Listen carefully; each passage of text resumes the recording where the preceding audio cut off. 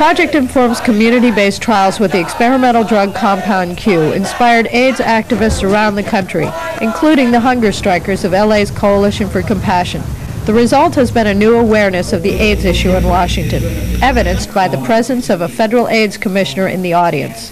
Delaney urged lower expectations. Parallel track is not a substitute and can't be made into a substitute for a nationalized healthcare system.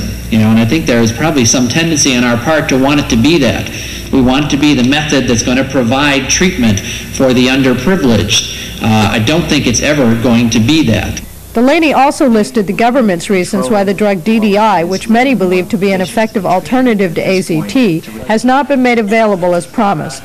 The extremely narrow definition of who qualifies for DDI and Delaney's concept of a triage approach, helping the sickest people first, drew both applause and outrage.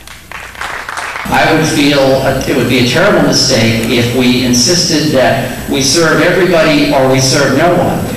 In the short term, what we've got, I think, for the next 30 days, whatever, we have to make sure that the people who are most desperately in need do get served while the rest of this problem is worked out.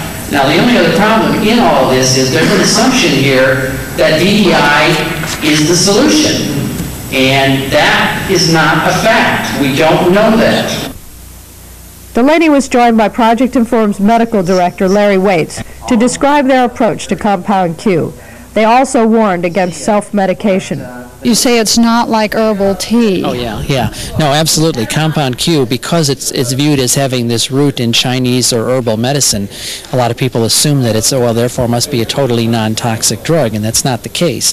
In some classes, it can be an extremely toxic drug. It, in fact, is a toxin by nature, a poison. So it has to be used carefully with the right group of patients in the right manner to be safe. Karen Oakham, City Channel News.